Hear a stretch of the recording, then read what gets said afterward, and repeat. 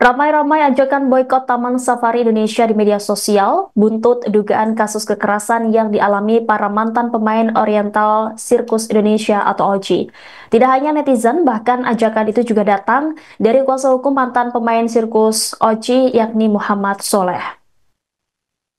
Ajakan boikot Taman Safari Indonesia karena 3 pimpinan Taman Safari Indonesia yang juga pemimpin OJ telah mengabaikan rekomendasi Komnas HAM di tahun 1997 soal adanya pelanggaran eksploitasi pemain sirkus OJ. Soleh menegaskan pernyataan yang disampaikannya tidak berbicara Taman Safari sebagai badan hukum, tetapi soal 3 pemilik TSI yang juga pimpinan OJ agar mau menjalankan rekomendasi Komnas HAM.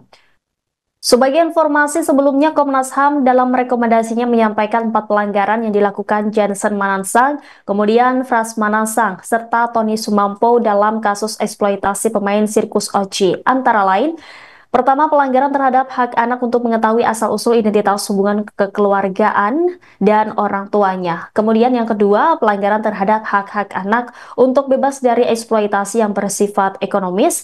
Dan ketiga, pelanggaran terhadap hak anak untuk memperoleh pendidikan umum yang layak yang dapat menjamin masa depan. Dan terakhir, pelanggaran terhadap hak anak untuk mendapat perlindungan keamanan dan jaminan sosial yang layak sesuai dengan ketentuan hukum yang berlaku. Kendati diterpa isu dugaan eksploitasi, pendiri OC yang juga komisaris Taman Safari Indonesia, Tony Sumampo, membantah tudingan tersebut. Menurut Tony, pernyataan-pernyataan yang dibuat oleh mantan pemain OC hanyalah untuk membuat sensasi. Terkait tudingan lainnya, termasuk dugaan pemerasan yang menyebut ada permintaan dana sebesar lebih dari 3,1 miliar rupiah, Tony mengatakan pihaknya masih terus mengamati untuk mengetahui siapa dalang di balik tuduhan tersebut. Ia pun memastikan tidak akan memperpanjang urusan dengan mantan pemain sirkus yang mengaku dianiaya. Ia menambahkan sebagian bukti telah dikumpulkan dan langkah hukum sedang dipersiapkan.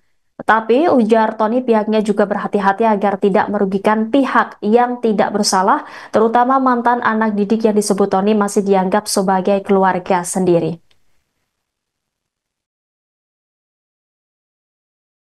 Download Tribun X sekarang, menghadirkan lokal menjadi Indonesia.